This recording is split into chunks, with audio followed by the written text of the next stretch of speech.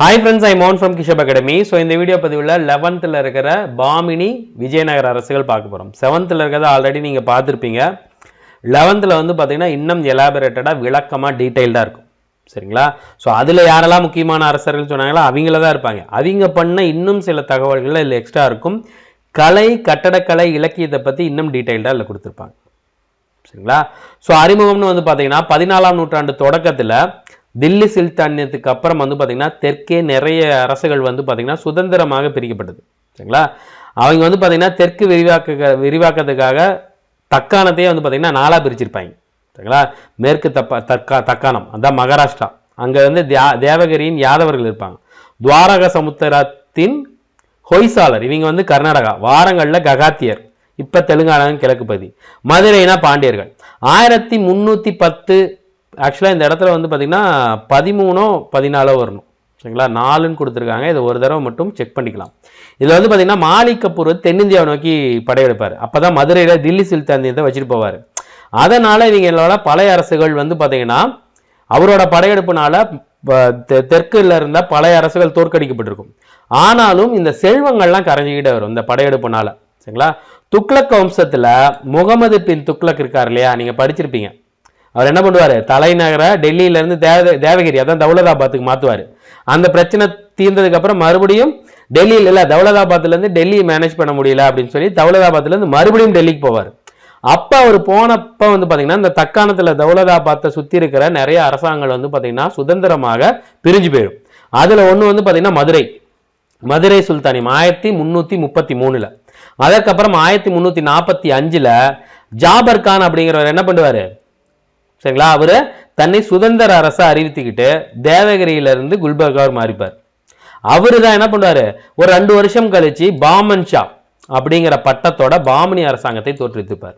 ஆக்சுவலா இந்த இடத்துல ஜாபர் கான் அப்படிங்கிற பேர் கொடுத்துருக்காங்க. 7th வராது, இதை நோட் பண்ணீங்க. அங்க அசன் கங்கு, அலாவுதீன், பாமன் ஷா, ஜபார் கான். சரிங்களா? இது எல்லாமே ஒரே ஆள் தான்.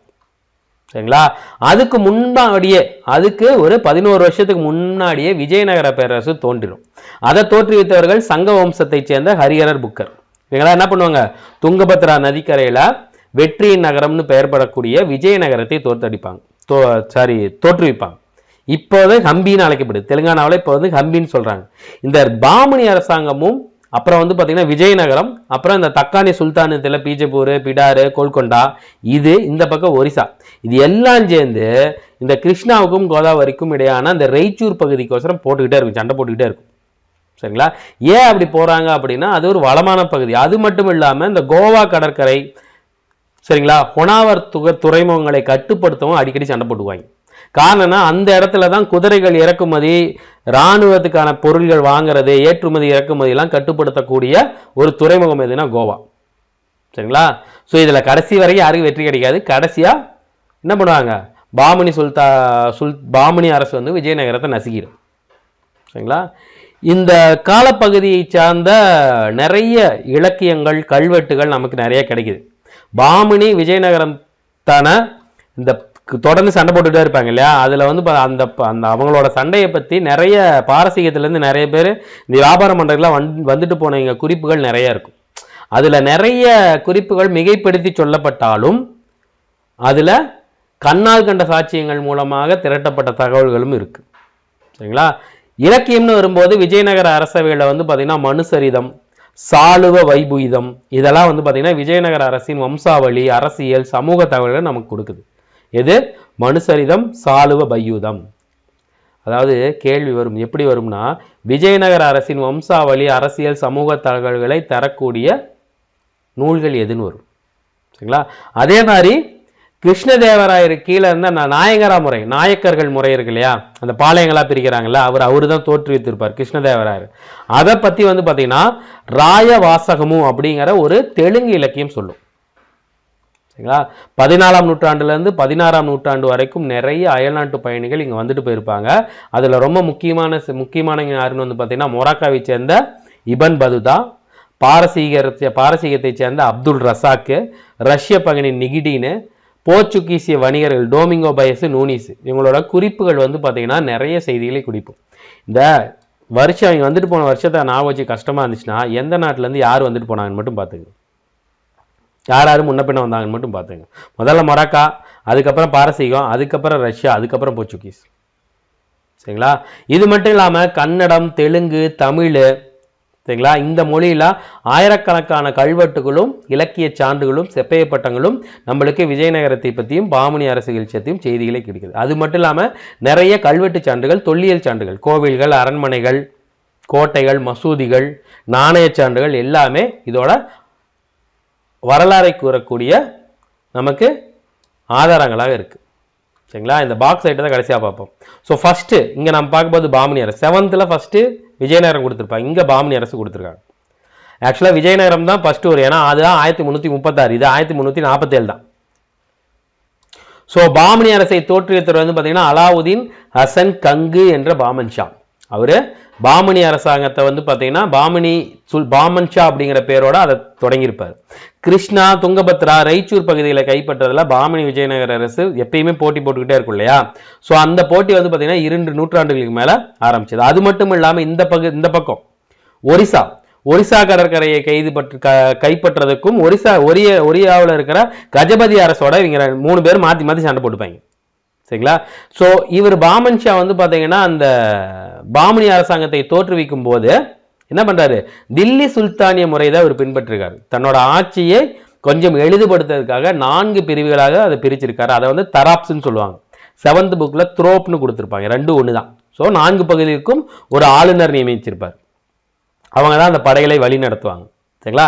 அந்த 4 மாகாணங்கள் எது அப்படின்னா குல்பர்கா, தௌலதாபாத், பீடாரு, பெராரு. சரிங்களா?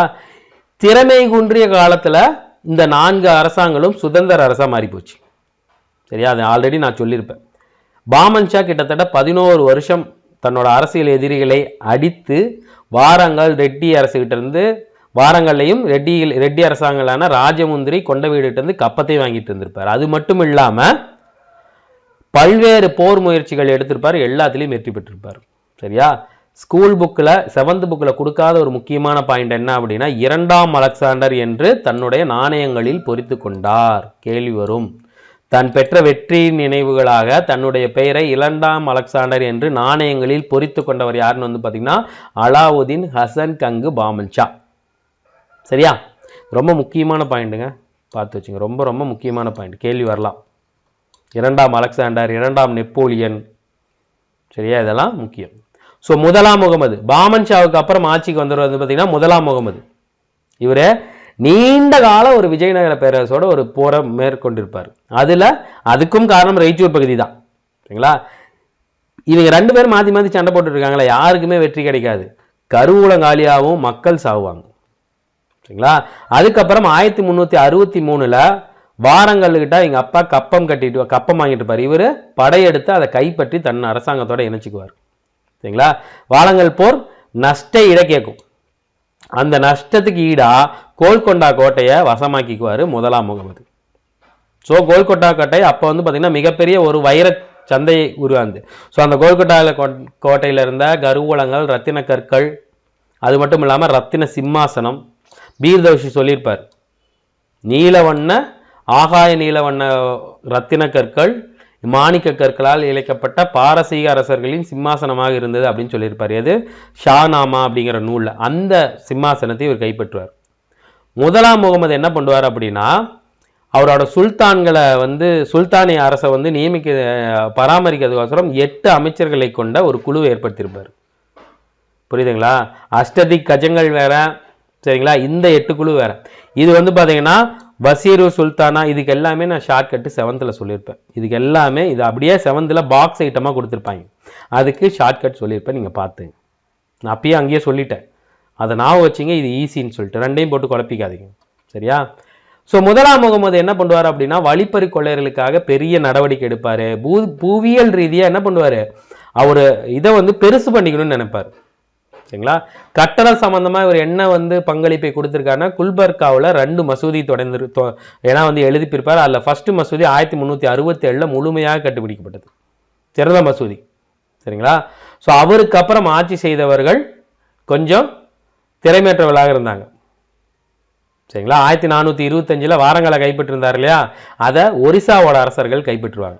ஸோ அதுக்கப்புறம் வந்து எதிரிகளுக்கு பயந்துக்கிட்டு குல்பர்காவில இருந்து 1429 பீடாருக்கு மாத்திருவாங்க.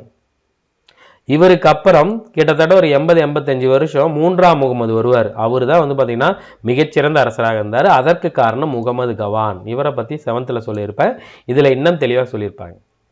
ஆக்சுவலாக இவர் ஒரு பாரசீகர்காரர், இஸ்லாமிய சமய வல்லுநர், பாரசீக மொழியிலும் புலமை பெற்றவர், சிறந்த கவிஞர், இராணுவ நிர்வாகி.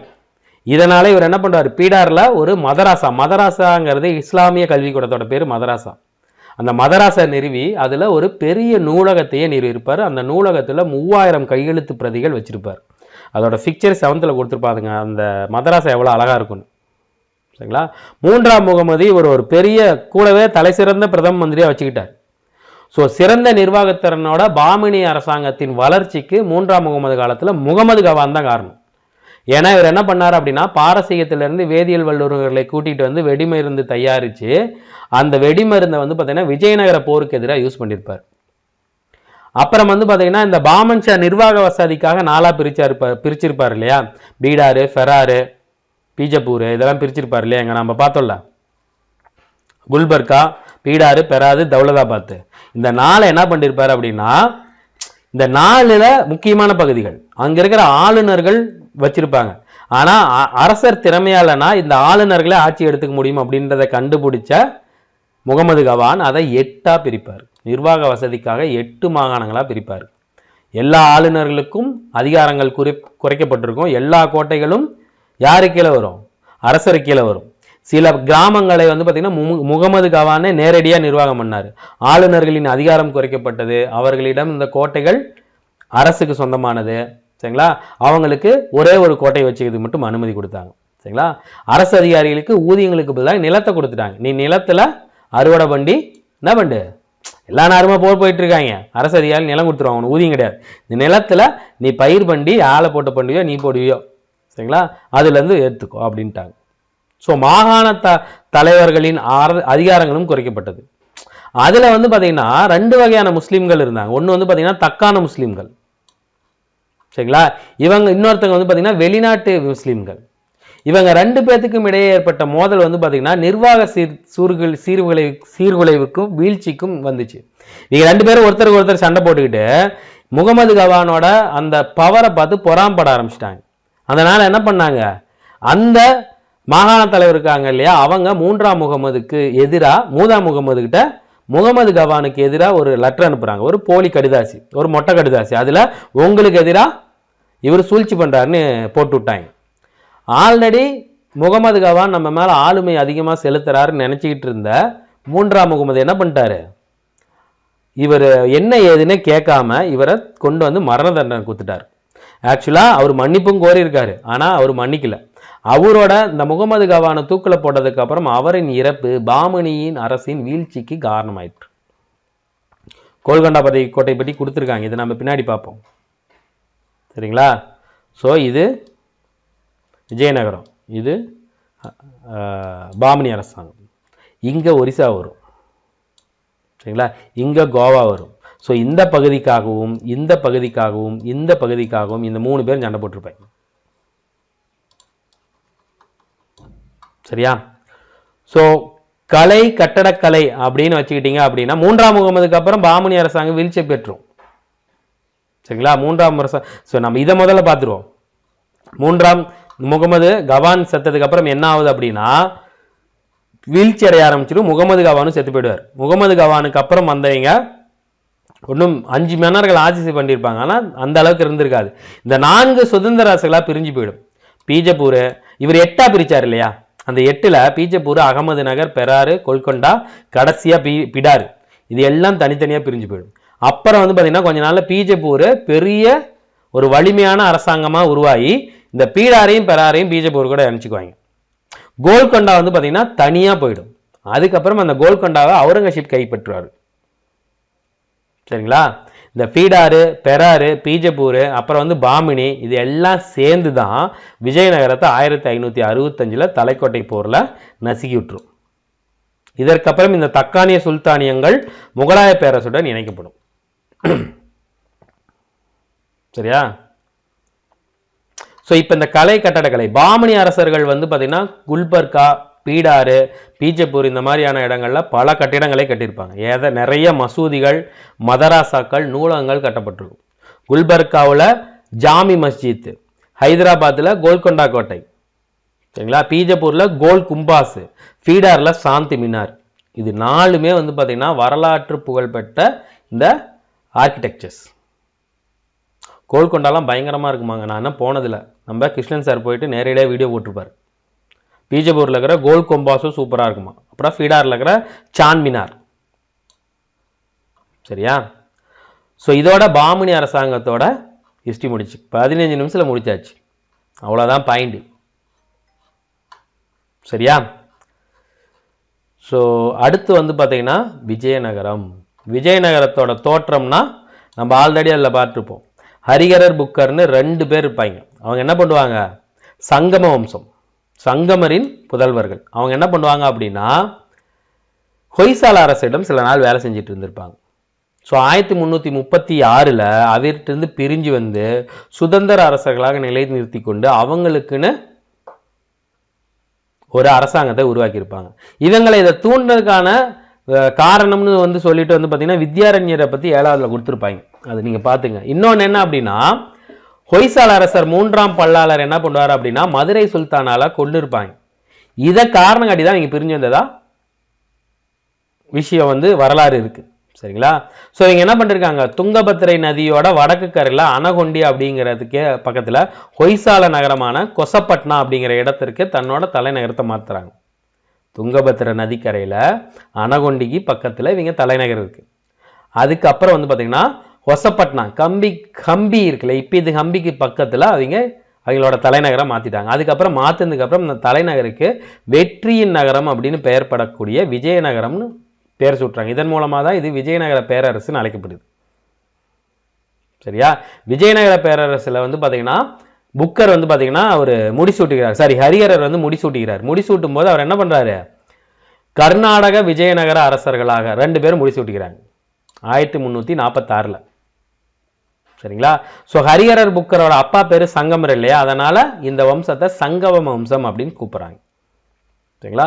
விஜயநகர அரசர்கள் சாளுக்கியர்களின் முத்திரையான பன்றி, அதாவது வராக உருவத்தை அரசு முத்திரையாக ஏற்றுக்கொண்டாங்க. ஸோ அதை தான் இங்கேயும் கொடுத்துருப்பாங்க. வித்யாரண்யரோட கதையை பற்றி கொடுத்துருப்பாங்க.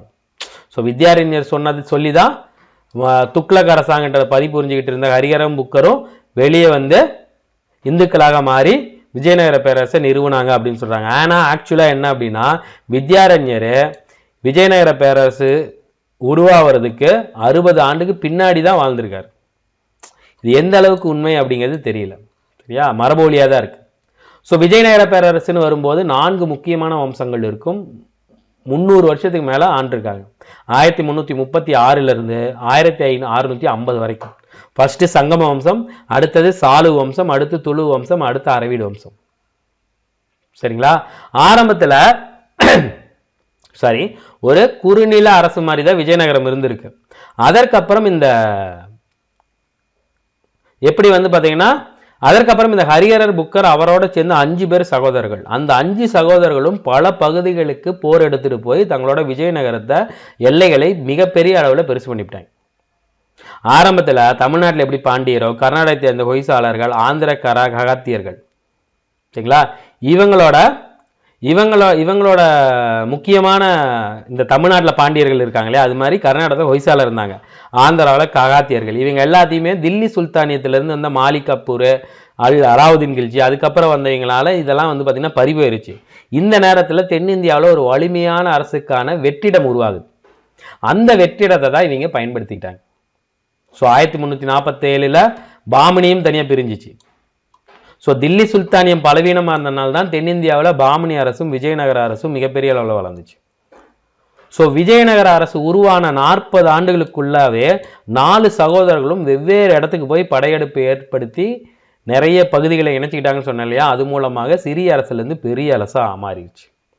நிறைய கர்நாடகாவோட பகுதிகள் முழுவதுமாக இணைக்கப்பட்டது. கர்நாடகாவின் கடற்கரை பகுதிகள் கைப்பற்றப்பட்டது. சரிங்களா? நிறைய ஆளுநர்கள், பிரதானிகள் வந்து பார்த்தீங்கன்னா நிர்வாகத்தில் அக்கறை செலுத்தினாங்க. முதலாம் புக்கரோட காலத்தில் வந்து பார்த்தீங்கன்னா தமிழகத்தின் வடமண்டலமான சம்புராயர் இருந்தார். இளவரசர் குமாரகம்பண்ணா அவர் தான் என்ன பண்ணுவார், மதுரைக்கு போய் சம்புராயரோட ஏன்னா வந்து அந்த மதுரை சுல்தானியத்தையே ஒழிச்சுட்டு மதுரையை வந்து பார்த்தீங்கன்னா என்ன பண்ணுவார், விஜயநகர பேரரசோட இணைச்சிடுவார். யாரு, முதலாம் புக்கரோட பையன் இளவரசர் கம்பன்னர், எல்லாரும் குமார கம்பன்னான்னு சொல்லுவாங்க. அவரும் அவரோட தளபதியான மாரையா நாக்கியர் மதுரை சுல்தானியத்தை வெற்றிகரமாக மதுரை சுல்தானை 1370 கொண்டு மதுரை சுல்தானிய ஆட்சிக்கு முடிவு கொண்டு வந்திருப்பார். ஸோ இதை தான் வந்து பார்த்தீங்கன்னா குமார கம்பண்ணாவோட வைஃப் என்ன பண்ணுவாங்க, அவங்க பேர் வந்து பார்த்தீங்கன்னா கங்காதேவி, சமஸ்கிருத மொழியில மதுரா விஜயம் அப்படிங்கிற பேரை குறிப்பிட்டிருப்பார். சரியா? ஸோ அதற்கு பின்னாடியும் விஜயநகரோட அரசை இணைவிலைன்னு சொல்லியிருக்காங்க. ஆனால் மதுரை சுல்தானியத்தை அவர் முடிவு கொண்டு வந்துட்டார். அதுக்கப்புறம் 1500 வாக்கில் விஜயநகர அரசின் ஒரு பகுதியாக மதுரை மாற்றப்பட்டது.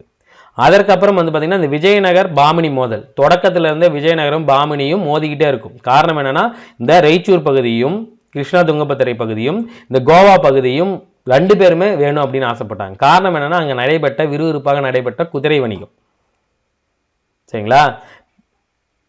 எல்லாரும் வரலாற்று அறிஞர் என்ன சொல்றாங்கன்னா, விஜயநகரம்னா ஃபுல்லா சைவம் வைணவம், பாமணினா முஸ்லீம்கள். ஸோ இந்து முஸ்லீம் சண்டையாக தான் இது சில பேர் பார்த்தாலுமே இந்த இவங்க 2 பேர்த்துக்கும் பொதுவான எதிரி இருக்காங்க இல்லையா, வாரங்கல், ஒரிசா, இவங்களுக்கு எதிராக சண்டை வரும்போது 2 பேரும் சேர்ந்து சண்டை போட்டிருக்காங்க. இவங்களுக்கான பிரச்சனை காரணம் அந்த குதிரை வணிகமும் அந்த ரெய்ச்சூர் பகுதியும் கைப்பற்றுறது தான். கிருஷ்ணா பகுதி ஏன்னா இவங்க 2 பேர்த்தையும் பிரிக்கக்கூடிய எல்லை கூட கிருஷ்ணா பகுதி தான். ஸோ அந்த கலிமுக பகுதி கைப்பற்றலாம் அப்படின்னு சொல்லிட்டு இதுல இடையில இந்த ஒரிசாவோட இந்த கடற்கரை இருக்கு இல்லையா, இந்த கடற்கரையை வந்து கைப்பற்றதுல இங்க பாருங்க, இங்க ஒரிசா இருக்கு. சரியா? இந்த கடற்கரையில இவங்க வியாபாரம் பண்ணிட்டு இருக்காங்க. இவங்க 2 பேர்த்துக்கும் பொதுவா இருக்கு இல்லையா, அதனால 2 பேரும் இதுக்கோசரமும் சண்டை போட்டுக்கிட்டாங்க. இதை பிடிக்கிறது இவங்க 2 பேரும் சண்டை, இதை பிடிக்கிறது இவங்க 2 பேரும் சண்டை. எப்படி நடந்திருக்கு பாருங்க. அந்த சண்டை வந்து பாத்தீங்கன்னா 2ஆம் தேவராயர் வந்து பொறுப்பு ஏற்கும் வரை இந்த பிரச்சனையில மிகப்பெரிய அளவுல விஜயநகரத்தால வெற்றி பெற முடியல. எங்க ஒரிசாவை கைப்பற்றதுல 2ஆம் தேவராயர் வந்தோன்னா ஒரியர்களை அடக்கி அந்த பகுதியை வந்து ஜெயிச்சிட்டு அந்த ஒரியர்களை கப்பம் கட்ட வச்சார். ஸோ சங்க வம்சர்களின் மிகச்சிறந்த அரசர் யாருன்னு வந்து பார்த்தீங்கன்னா 2ஆம் தேவராயர். இங்க பாருங்க, 2ஆம் தேவராயர். இவரு குதிரைப்படையோட வலிமையை பெருக்குவதற்காக முஸ்லிம் வீரர்களை முதலா வந்து பார்த்தீங்கன்னா குதிரைப்படையில கொண்டு வராரு. அதுக்கு முன்னாடி அந்த கல்ச்சர் இல்லை. ஸோ பாரசீக தூதுவர் நம்ம பார்த்தோம் இல்லையா, அப்துல் ரசாக்கு, அவர் வந்து பார்த்தீங்கன்னா 2ஆம் தேவராயர் காலத்தில் தான் இங்கே வந்திருக்காரு. அங்கே வந்தவர் விஜயநகரத்துக்கும் போயிருக்காரு, கொச்சியோட சாமரன் அப்படிங்கிறவரோட அரசவைக்கும் போயிருக்காரு. ஸோ இலங்கை அரசர்கிட்ட இருந்துமே 2ஆம் தேவராயர் கப்பம் வாங்கியிருக்காரு. ஸோ 2ஆம் தேவராயர் செத்ததுக்கு அப்புறம் வாரிசுரிமை பிரச்சனை நிறைய வந்திருக்கு. அவர்கிட்ட கப்பம் கட்டிட்டு இருந்த கஜபதி அரசர்கள் மறுபடியும் ஒரிசாவை டேக் ஓவர் பண்ணிக்கிறாங்க. இது மூலமா திருச்சிராப்பள்ளி மேல படையெடுக்கிறாங்க. படையெடுத்ததுல வந்து பாத்தீங்கன்னா கஜபதி படைகள் பெரும் அழிவுகளை ஏற்படுத்தியிருக்கு. விஜயநகர பேரரசு நிறைய கோவில் செல்வத்தை கொள்ளையடிச்சுக்கிறாங்க. சரிங்களா? இதை சாதகமாக பயன்படுத்திக்கிட்ட விஜயநகர பேரரசுல இருந்த குறுநில மன்னர்கள் என்ன பண்றாங்க, அரசராகிறாங்க. ஸோ அடுத்ததான் சாளுவ வருது. 2ஆம் தேவராயர் செத்ததுக்கு அப்புறம் நிறைய பிரச்சனை வருது. சில குறுநில மன்னர்கள் சுதந்திர அரசர் மூலம் இது பட்டிருக்காங்க. அப்ப 2ஆம் தேவரோட தளபதி ஒருத்தர் இருந்தார், சாளுவ நரசிம்மர். அவர் என்ன பண்றாரு, 2ஆம் தேவரோட பையன் சின்னதா இருந்தனால சாளுவ நரசிம்மர் பகர ஆளுநரா வச்சிருக்கிறாரு. அவரு நாட்டை காத்து ஆந்திர கடற்பகுதியில மீட்டிருக்காரு. ஸோ 1485 எல்லாத்தையும் பண்ணிட்டு அவரையே அரசரா அறிவிச்சுக்கிட்டாரு. ஆனா அவரோட அரசு காலம் குறுகிய காலம் தான். அவரும் செத்து போயிடுறாரு. சாலு வம்சத்துல அவர் ஒருத்தர் தான். அதுக்கப்புறம் அவரின் தளபதி வந்து பாத்தீங்கன்னா தசர நாயக்கர் வந்து பாத்தீங்கன்னா அவருக்கு பக்கத்துணையா இருந்தவர். அவர் என்ன பண்றாரு, இந்த உள்ளூர் தலைவர்லாம் அடைச்சு போறாரு. 1491 சாளுவ நரசிம்மர் செத்ததுக்கு அப்புறம் அவரோட பசங்களை வந்து பாத்தீங்கன்னா தசர நாயக்கர் பாதுகாப்புல வர்றாங்க. ஸோ இப்ப அந்த பசங்களும் சின்ன பசங்களா, எப்படி சாளுவ நரசிம்மர்கிட்ட ஆட்சி பொறுப்பு வந்துச்சோ அதே மாதிரி அதிகாரம் தசர நாயக்கிட்ட வருது. அவரும் தன்னோட சாவு வரைக்கும் நாட்டையும் அரசாங்கத்தையும் பாதுகாத்திருக்கிறார். அவரோட மூத்த பையன் தான் வந்து பாத்தீங்கன்னா வீர நரசிம்மர். 1505 இவங்க அப்பா வந்து பார்த்தீங்கன்னா இவர் கையில் அரசாங்கம் வந்தாலும் இவர் அந்த அரசாட்சியை இது பண்ணல, படைத்தளபதி அதுதான் ஆண்டுட்டு இருக்காரு. அவரோட பையன் அவர் இறந்ததுக்கு அப்புறம் அரசரா மாறி துளு வம்சத்தின் ஆட்சியை தொடங்க வைக்கிறார். அவரும் சீக்கிரமே செத்துறாரு. அவர் செத்தனால அவருடைய தம்பியான கிருஷ்ணதேவராயர் அரியணை ஏறுகிறார். துளு வம்சத்து மட்டும் இல்ல, விஜயநகர அரசர்களே தலை சிறந்த அரசர் யாருன்னா கிருஷ்ணதேவராயர். அப்பா ஒரு அடித்தளம் போட்டு கொடுத்துட்டாரு, அண்ணன் ஒரு அடித்தளம் போட்டு கொடுத்தாரு. இதுக்கு மேல பேரரசை இவர் அழகா எழுப்பிவிட்டார். இவர் பெருமைக்கு காரணம் படையெடுப்பு மட்டும் இல்லை, சரிங்களா, இன்னும் நிறைய விஷயங்கள் இருக்கு. முதல்ல என்ன பண்ணிருக்காரு, மைசூர்ல இருக்கிற குறுநில தலைவரான உம்மத்தூர் அப்படிங்கிற குறுநில மன்னனை முடிச்சுட்டார். அடுத்து பாமணி சுல்தான்கள் ஒரு பக்கமும், ஒரிசா, இவங்க 2 பேரும் பரம்பரை எதிரிகள். இவங்களோட படையெடுப்பப்ப ஒரிசாவோட உதயகிரி கோட்டையை இவர் கைப்பற்றார். ஸோ இவரோட படையெடுப்புகள் எல்லாமே வெற்றியில முடிஞ்சிருக்கு. அதனால இவரோட வெற்றி துணை சிம்மாச்சத்தில் நிறுவுகிறார். ரொம்ப முக்கியம், வெற்றி துணை சிம்மாச்சத்தில் நிறுவியவர் யாருன்னு வந்து பார்த்தீங்கன்னா கிருஷ்ணதேவராயர். ஸோ பாமணி அரசாங்கத்தோட படையெடுப்புகளை முறியெடுப்பதற்காகவே வருஷத்துக்கு ஒரு தடவை இவரை என்ன பண்ணியிருக்காரு, உள்ள போய் பிரச்சனை பண்ணியிருக்காரு. ஸோ மலபாரு, கொங்கண கடற்கரை, இது எல்லாத்தையுமே அவரோட அதிகாரத்தை நிறுவிட்டார். இதை நிறுவறதுக்கு போர்ச்சுகீஸ் பெரிய அளவில் ஹெல்ப் பண்ணனால போர்ச்சுகீசர் வந்து பார்த்தீங்கன்னா கோட்டை கட்டிக்க உரிமையை வந்து கொடுக்குறாரு. அவங்க எந்த இடத்துல கோட்டை கட்டிக்கிறாங்கன்னா பட்கல், சரிங்களா. கிருஷ்ணதேவராயோட இந்த வெற்றி தங்களுக்குள் சண்டை போட்டுக்கிட்டு இருந்த சுல்தானி அரசுகளான இந்த பீஜப்பூர், பிடாரு, ஃபெராரு, பாமினி இதெல்லாம் ஒன்று கூடதுக்கு ஒரு வழியா இருந்துச்சு. ஸோ கிருஷ்ணதேவராயர் போர்களில் மட்டும் இல்லை, மற்ற விஷயங்களுக்கும் ஏன் அவரை மகத்தான அரசர்னா இவர் நிறைய கோயில்களுக்கு கொடை வழங்கியிருக்காரு. ஸ்ரீசைலம், திருப்பதி கோபுரம், காளஹஸ்தி கோபுரம், காஞ்சிபுரம் கோபுரம், திருவண்ணாமலை, சிதம்பரம், இதில் இருக்கிற பெரிய கோபுரங்களுக்கு இவர் தான் கட்டினார். நிறைய கொடை எழுப்பியிருக்காரு. இவர் எழுப்பிய கோபுரங்கள் இப்போ வரைக்கும் இருக்கு. ஸோ இவரோட ஆளுமையை பற்றி நுனிசு, பயஸ் எல்லாமே சொல்லியிருக்காங்க. இவங்களாம் நம்ம ஆல்ரெடி பார்த்தோம்ல, வெளிநாட்டு அவங்க. ஸோ அது மட்டும் இல்லாமல் அஷ்டதிக் கஜங்கள் அப்படின்னு பல இலக்கிய மேதைகளை தன்னோட அவையில் வச்சிருக்காரு. அதில் ரொம்ப முக்கியமான அல்லசாணி பெத்தன்னா, நந்தி திம்மன்னா. அது மட்டும் இல்லாமல் கிருஷ்ணதேவராயரே பெரிய அறிஞர் தான். அமுக்தமாலியா அப்படிங்கிற ஒரு புக் எழுதியிருக்காரு, ஆண்டாளின் கதை அப்படிங்கிற ஒரு புக்கை, சரிங்களா. இவரோட மிகப்பெரிய சாதனை என்ன அப்படின்னா நாயக்கர் அல்லது நாயக்கா முறையை மறுசீரமைப்பு செய்தது. நாயக்கர்கள் பாளையங்களாக பிரித்து நாயக்கர்கள் கீழே கொடுத்தாங்களே 72 பாளையங்கள் தமிழ்நாட்டில், அதெல்லாம் இவர் கொண்டு வந்த முறை தான். கிருஷ்ணதேவராயருக்கு இறந்தப்ப அவரோட பையன் வந்து சின்ன பையனா இருக்காரு. அதனால அவரோட சகோதரரான 3வது தம்பி அச்சுத தேவராயர் அப்படிங்கிறவர் ஆட்சி பொறுப்பேற்கிறார், சரிங்களா. மறுபடியும் பிரச்சனை வருது. கிருஷ்ணதேவராயரோட மருமகன் இருப்பார்ல ராமராயர், அவர் என்ன பண்றாரு அப்படின்னா கிருஷ்ணதேவரோட பையனுக்கு தான் முடிசூட்டணும் அப்படின்னு ஆசைப்படுறாரு.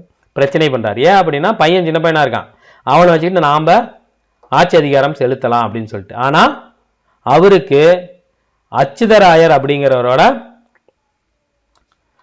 அச்சுதராயர் இருக்கார்ல கிருஷ்ணதேவரோட தம்பி, அவருக்கு வந்து பாத்தீங்கன்னா செல்லப்பா அப்படிங்கிறவரோட ஆதரவு இருக்கு, சரிங்களா. அதுக்கப்புறம் மறுபடியும் செல்லப்பாவே ஒரு தடவை பிரச்சனை பண்ணும்போது அச்சுதராயரே போய் ராமராயரால் ஒன்றும் பண்ண முடியல. காரணம் என்ன, அவருக்கு சப்போர்ட் இருக்கு, சரிங்களா. ராமராயர் இறந்ததுக்கு அப்புறம் அச்சுதராயர் இறந்ததுக்கு அப்புறம் மறுபடியும் அரசாங்கம் ராமராயரின் கையில் வருது.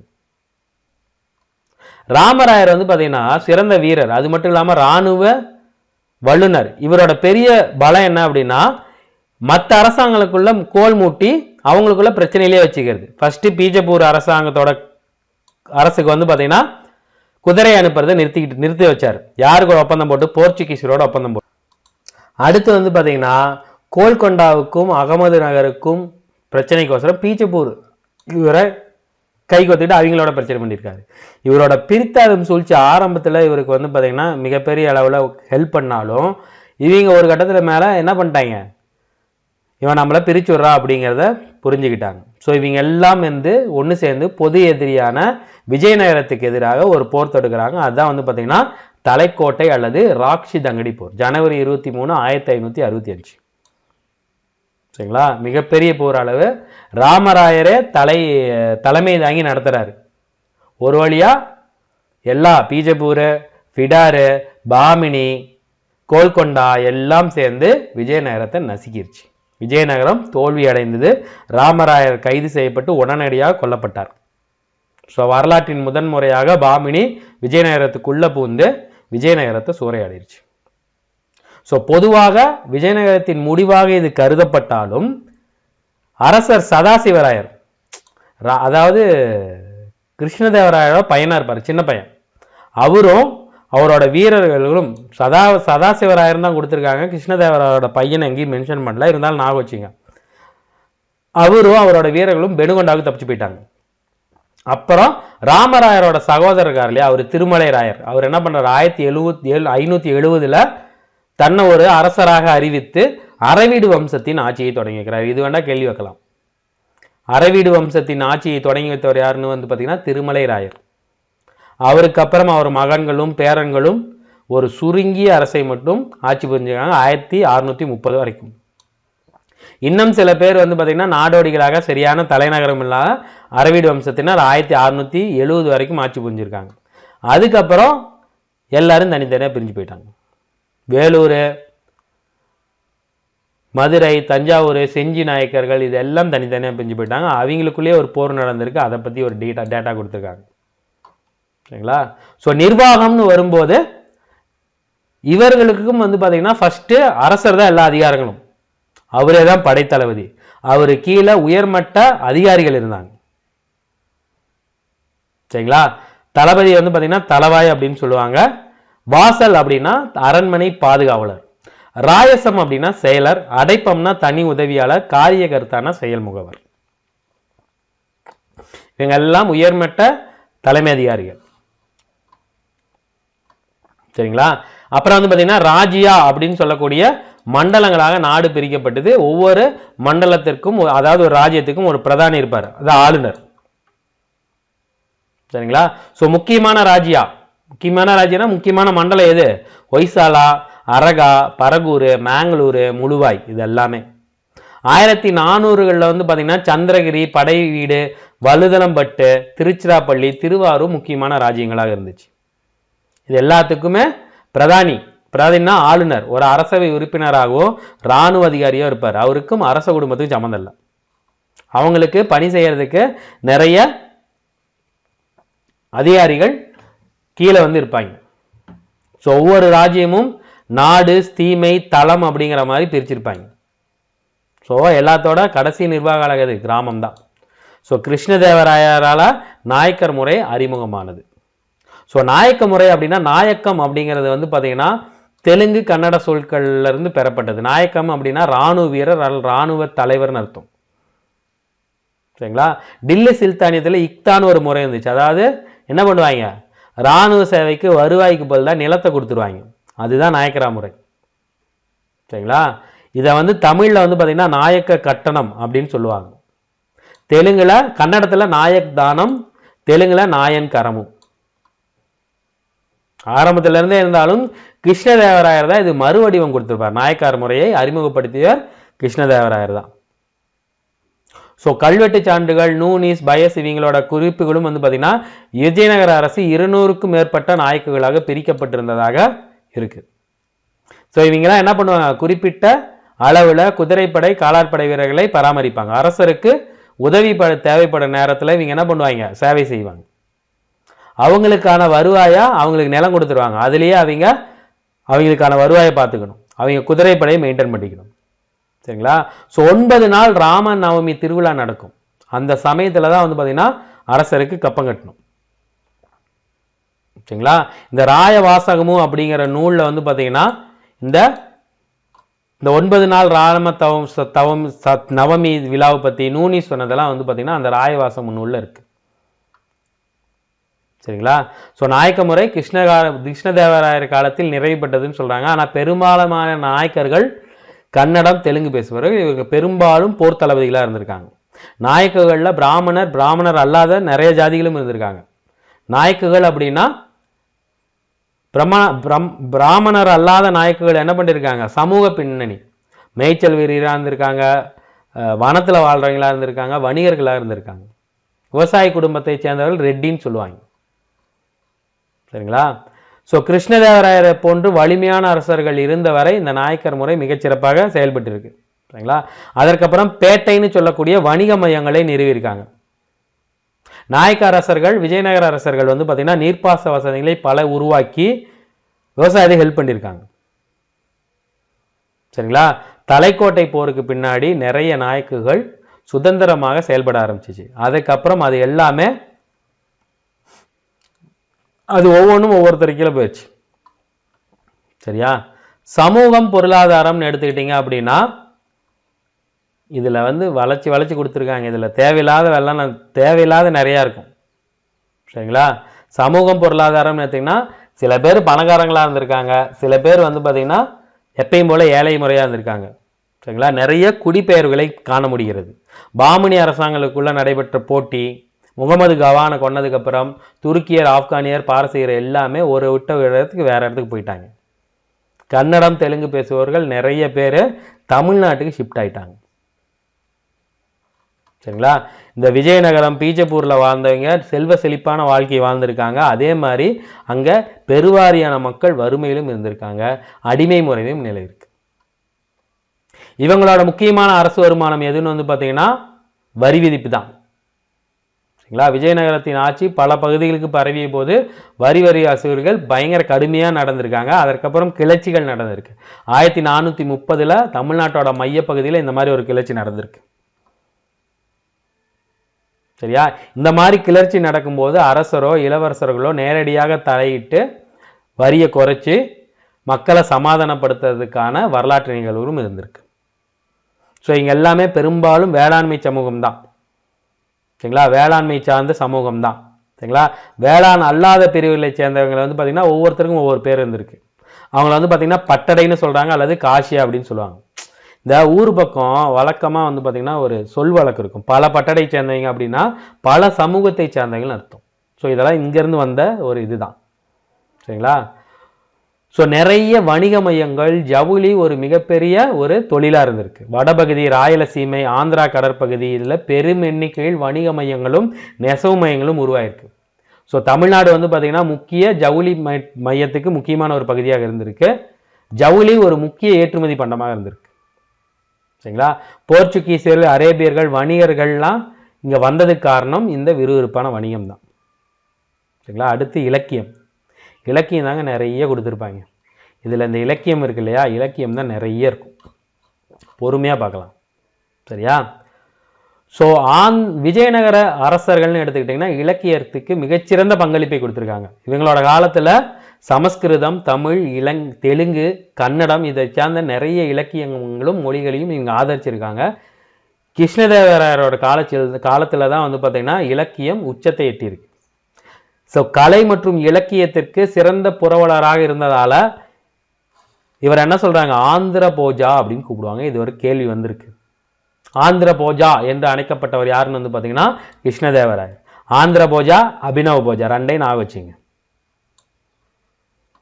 சரிங்களா? ஸோ அந்த காலத்தில் தான் சிறந்த சமஸ்கிருத அறிஞரான சயானா வேதங்களை குறித்து ஒரு விளக்க உரை எழுதியிருக்காரு. இங்க பாருங்க, நான் சொல்றது எப்படி எழுதுறீங்கன்னா, ஆந்திர போஜா, கிருஷ்ணதேவராயர், சமஸ்கிருத அறிஞர் சயானா, வேதங்கள் குறித்த விளக்க உரைகள், இப்படி நோட்ஸ் எடுத்துங்க. சரிங்களா? இவர் வந்து பாத்தீங்கன்னா 2ஆம் ஹரிஹரன் அமைச்சராக இருந்திருக்கிறார். சரியா? மாதவச்சாரியா அப்படிங்கிற பிரபலமான ஒரு வடமொழி அறிஞர் இருந்திருக்காரு. அவரு விஜயநகர குடும்பத்தோட என்ன பண்றாரு, நெருக்கமான ஒரு தொடர்பு இருந்திருக்கு. சரிங்களா? சோ புக்கரோட மகனான குமாரகம்பனாவோட மனைவி கங்காதேவி, அந்த மதுரா விஜயம் இருக்கு இல்லையா, அதை பத்தி வந்து பாத்தீங்கன்னா அத ஒரு பெரிய இதா எழுதியிருக்காரு. ஸோ அந்த மதுரா விஜயம் அது வந்து பாத்தீங்கன்னா காவிய வடிவில் தான் எழுதியிருப்பாங்க. ஸோ அந்த காலத்துல பிரபலமான கவிஞர்கள் யாருன்னா கண்ணம்மா, திருமலம்மா, இவங்க எல்லாம் 2ஆம் தேவராயர் அவையில இருந்திருக்காங்க. ஸோ இதெல்லாம் கொடுத்துட்டு இவங்கெல்லாம் யார் அவைன்னு கேட்பாங்க. ஸோ அதுக்கு தான் அவையே கொடுத்துருக்காங்க. சரிங்களா? கிருஷ்ணதேவராயரை வந்து பாத்தீங்கன்னா மிகப்பெரிய ஒரு அறிஞர் தான். சரிங்களா? அவரு தமிழ் அறிஞர்களையும் ஆதரிச்சிருக்காரு, சைன வைணவ சமய சமண சமயர்களுக்கும் ஆதரிச்சிருக்காரு, ஊக்குவிச்சிருக்காரு. ஸோ திருமலை நாயதரும் அவர் மகனான பரஞ்சோதியாரும் அந்த காலத்தில் அறியப்பட்ட அறிஞர்கள். ஸோ சிதம்பர புராணம் மற்றும் சொக்கநாதர் உலா இது ரெண்டையும் திருமலைநாதர் எழுதியிருக்காரு. சேவிச்ச புதர்வர்னு இருக்காரு. அவர் வந்து பாத்தீங்கன்னா பாகவத புராணத்தை தமிழில் மொழிபெயர்த்திருக்காரு. சரிங்களா? வதலமவி அன்னக்காலை அப்படிங்கிறவங்க வந்து பாத்தீங்கன்னா வைஷ்ணவ மதம் குறித்த ஒரு படைப்பான இரு சமய விளக்கத்தை எழுதியவர்னு கொடுத்திருக்காங்க. சரிங்களா? காளிதாசரின் சகுந்தலம் அந்த தெலுங்கு பதிப்பை வசனத்தில் இயற்றிய பில்லமரி வந்து பாத்தீங்கன்னா பீனா வீரபத்ர கவி அப்படிங்கிறவரு அந்த காலத்துல மிகப்பெரிய கவிஞர். இங்க பாருங்க எப்படி குழப்பது பாருங்க. காளிதாசரோட சகுந்தலம் இருக்கு இல்லையா, அதோட தெலுங்கு பதிப்பை வசனத்தில் இயற்றியவர் வந்து பாத்தீங்கன்னா பில்லமரி, ஒரே பேர் தான், பில்லமரி பீனா வீரபத்ரா கவி. சரிங்களா? முதலாம் தேவராயரும் சிறந்த ஒரு புரவலர்னா கொடுக்குறவங்க, நிறைய புலவர்களுக்கு கொடுக்குறவங்க தான் புரவலர். இரவலர் புரவலர். இரவலர்னா நீங்க வாங்குறீங்க, புரவலர்னா கொடுக்குறீங்க. சரியா? ஹரவிலாசம் அப்படிங்கிற புத்தகத்தை எழுதிய கவிஞர் ஸ்ரீநாதாங்கிறவர் வந்து பார்த்தீங்கன்னா முதலாம் தேவராயர் அவையில் இருந்திருக்காரு. கிருஷ்ணதேவராயர் வந்து பார்த்தீங்கன்னா ஆந்திர போஜான்னு சொன்னாங்கல்ல, இன்னொரு இடத்துல அபினவ போஜான்னு சொல்றாங்க. காரணம் என்னன்னா 8 தலை சிறந்த அதிகங்களை இலக்கிய மாமேதைகளை அவர் அவையில் வச்சிருந்தார். அவங்கெல்லாம் சேர்ந்து அஷ்டதிக் கஜங்கள்னு சொல்லுவாங்க. அதுல ரொம்ப முக்கியமான ஒரு அல்லசாமி பெத்தன்னா, நந்தி திம்மண்ணா, தென்னாலிராமன். ஸோ அல்லசாணி பெத்தனா தான் வந்து பார்த்தீங்கன்னா ஆந்திராவின் பிதாமகா அப்படின்னு சொல்றாங்க. தெலுங்கு வளர்றது காரணம் அல்லசாணி பெத்தனா. இவர் தான் தெலுங்குல மனுசரிதத்தை எழுதியிருக்காரு. கிருஷ்ணதேவராயிலிருந்து மிகவும் பிரபலமான அறிஞர் மற்றும் நகைச்சுவையாளர் இன்னொருத்தர் யாருன்னு வந்து பார்த்தீங்கன்னா தெனாலிராமன். இவர் பாண்டுரங்க மத்தியம் அப்படிங்கிற நூலை எழுதியிருக்காரு. கிருஷ்ணதேவராயரே தெலுங்குல அமுக்தமாலி எழுதியிருக்காரு. ஆல்ரெடி நான் சொன்னேன் ஆண்டாள் தேவியோட கதை. அடுத்து வந்து பார்த்தீங்கன்னா ஜாம்பவாதி கல்யாணம், உஷா பரிணயம் இரண்டையும் வடமொழியில் எழுதியிருக்காரு, சமஸ்கிருதத்தில் எழுதியிருக்காரு. சரிங்களா? இங்க பாருங்க, இதுல 2 பிரச்சனை இருக்கு. கிருஷ்ணதேவராயர் காலத்துல தான் தெலுங்கு இலக்கியம் வளர்ந்ததானா அவரையும் ஆந்திர பிதாமகான்னு சொல்லுவாங்க. அதே மாதிரி ஆந்திர கவித பிதாமகா அப்படின்னு சொல்றது அல்லசாணி பெத்தமா. இங்க பாருங்க 2க்குமான டிஃபரன்ஸ் பாருங்க. ஆந்திர பிதாமகன் அபினவ போஜா, ஆந்திர போஜா எல்லாமே கிருஷ்ணதேவராயர். சரியா? ஆந்திர கவித பிதாமகன் அப்படின்னா அல்லசாணி பெத்தையா. பழைய புக்கில் இந்த தப்பு இருந்துச்சு, புது புக்கில் சரி பண்ணிட்டாங்க போல. சரியா? அடுத்து கலை மற்றும் கட்டடக்கலை. ஸோ நான் சொன்ன மாதிரி ஆந்திர போஜா, ஆந்திர அபினவ போஜா, ஆந்திர பிதாமகா எல்லாமே அவரு தான். சரிங்களா? ஸோ பீமா கவி அப்படிங்கிறவர் பசவ புராணத்தை கன்னட மொழியில் மொழிபெயர்த்திருக்காரு. சரியா? அதே மாதிரி 2ஆம் ஹரிஹரர் கர்நாடக வித்ய விலாசா அப்படிங்கிற பட்டத்தை பெற்றிருக்காரு. இங்கே பாருங்க, இது ரொம்ப முக்கியம். பழைய புக்கு பழைய எடிஷனில் பார்த்த மாதிரி எனக்கு தெரியல. கர்நாடக வித்ய விலாசா அப்படின்னா யாரு? 2ஆம் ஹரிஹரர். கலை கட்டடக்கலை அப்படின்னு வந்து பார்த்தீங்கன்னா இவங்க ஒரு பாணியை மேனேஜ் பண்ணியிருக்காங்க. அதுதான் வந்து பார்த்தீங்கன்னா திராவிட பாணி. சரிங்களா? திராவிட பாணியை உருவாக்கியவர்கள் விஜயநகர பேரரசர்கள். இவங்களோட முக்கியமான கட்டடக்கலையில் இவங்களோட முக்கியமான விஷயம் எதுன்னா இந்த ராயகோபுரங்கள். 7வது சொல்லியிருப்பல இந்த திருவண்ணாமலை, சிதம்பரம் கோயில் எல்லாம் வந்து பார்த்தீங்கன்னா முன்னாடி பெரிய கோபுரம் இருக்கு இல்லையா, அது இவங்க கொடுத்தது தான். தூண்கள் நிறையா வச்சு கட்டினாங்க. சரிங்களா? அந்த தூண்களில் பொதுவாக இடம்பெற்ற விலங்கு எதுன்னு வந்து பார்த்தீங்கன்னா குதிரை. அதே மாதிரி பெரிய மண்டபங்களும் சில தூண்களும் பெரிய 1000 தூண்கள்லாம் வரும் இல்லையா, 1000 தூண், 100 தூண், இதெல்லாம் இவங்க கொண்டு வந்தது தான். சரிங்களா? அதே மாதிரி கல்யாண மண்டபத்தில் வந்து பார்த்தீங்கன்னா கல்யாண மண்டபம் மாதிரி பெருசாக கட்டுறது இவங்க கட்டினதே. எடுத்துக்காட்டு வந்து பார்த்தீங்கன்னா வேலூர் மற்றும் காஞ்சிபுரத்தில் இருக்கிற வேலூரில் வரதராஜ சுவாமி, காஞ்சிபுரத்தில் ஏகாம்பரநாத சுவாமி, திருச்சியில் ஜம்புகேஸ்வரர். சரிங்களா? விஜய மன்னர் காலங்களில் ஹம்பி, சிருங்கேரி, திருப்பதி, காலஸ்தீனம், நந்தி, கோலாறு, ஸ்ரீசைலம் இதெல்லாம் வந்து பார்த்தீங்கன்னா நிறைய கோயில்கள் கட்டியிருப்பாங்க. அதே மாதிரி கோயிலில் வந்து வடமேற்கில் சின்னதாக ஒரு அம்மன் ஆலயம் இருக்கும், தேவிக்கோசரம் கட்டினது. அதுவும் இவங்க கொண்டு வந்தது தான். சரிங்களா? ஸோ கட்டடக்கலைன்னு விஜயநகரங்களை எடுத்துட்டாங்க அப்படின்னா அந்த கோபுரங்களின் தனித்துவமான அமைப்பு, திருவண்ணாமலை, சிதம்பரம், இது எல்லாமே. சரிங்களா?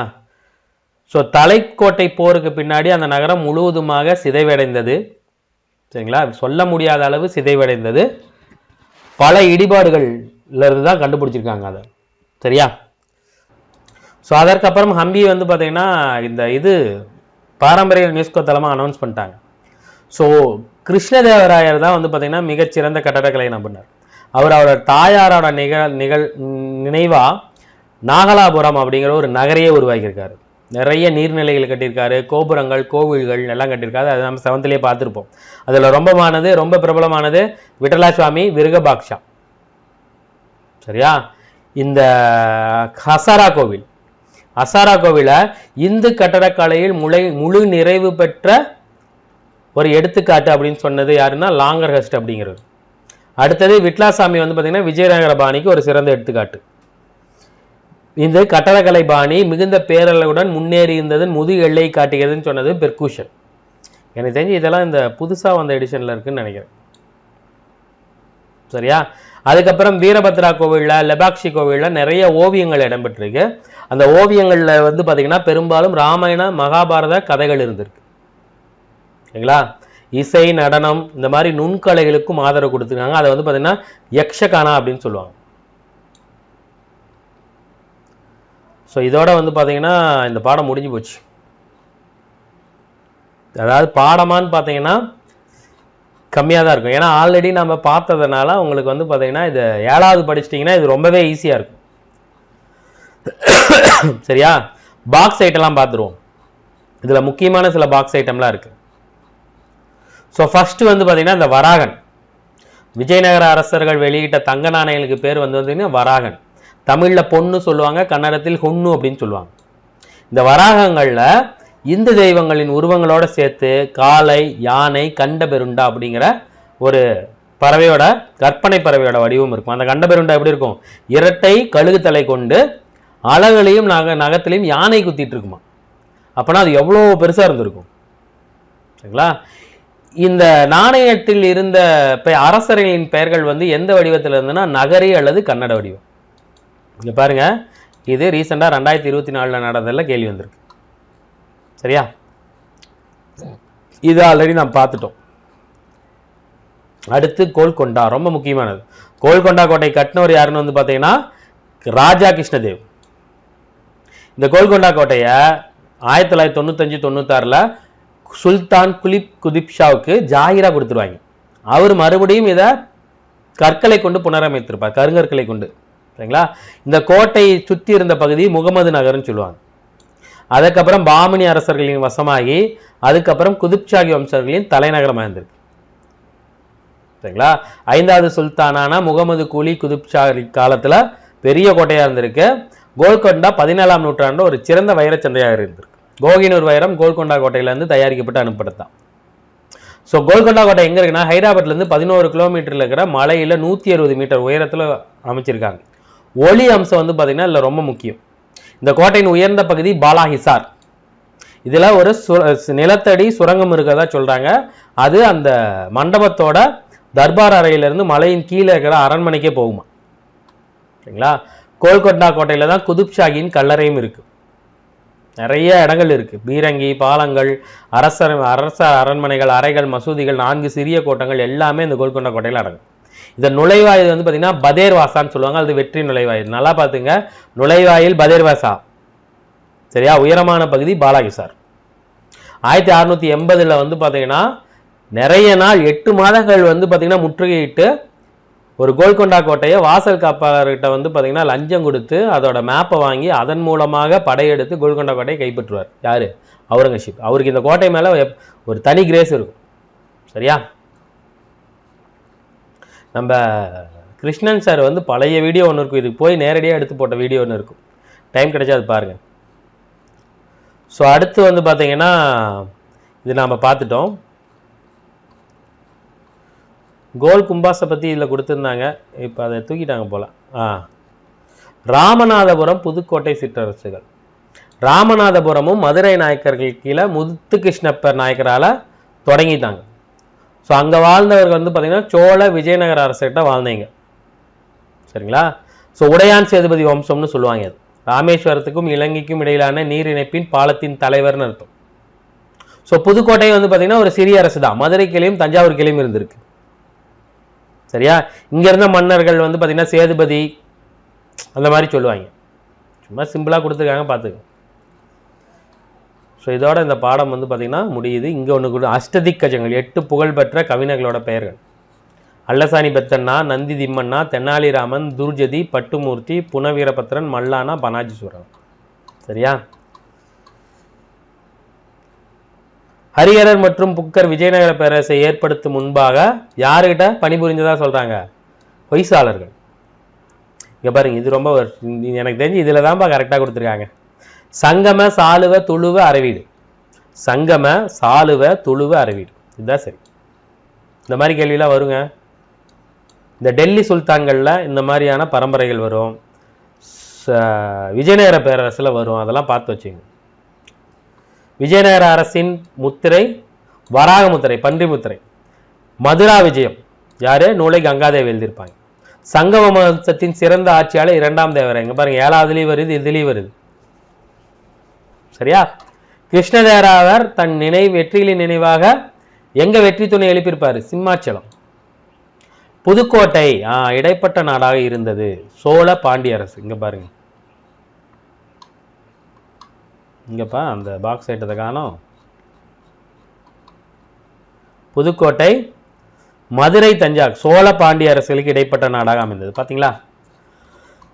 இந்த மாதிரி பாக்ஸ் ஐட்டம் கொடுத்துட்டு என்ன பண்ணுவாங்க, இந்த மாதிரி கேள்வி வரும். ஷானாமை எழுதிய பீதௌசி பாக்ஸ் ஐட்டம் தான். முகமது கவான் பீடார்ல ஒரு மதராசை வெட்டுப்பாரு. கோல்கொண்டா கோட்டை கட்டியவர் ராஜ கிருஷ்ணதேவ். சரியா? ஸோ பாடம் முடிஞ்சதுங்க. கிட்டத்தட்ட 1 hour இந்த பாடத்தை முடிச்சாச்சு. அது அரை மணி நேரம் தான் இருக்கும். அதை பார்த்துட்டு அதை படிச்சிங்க அப்படின்னா ரொம்ப ஈஸியாக இருக்கும். சரியா? ஸோ இந்த வீடியோ பதிவு உங்களுக்கு பயனுள்ளதாக இருக்கும்னு நினைக்கிறேன். இதே மாதிரி அடுத்த ஒரு வீடியோ பதில் நம்ம சந்திப்போம். தேங்க்யூ.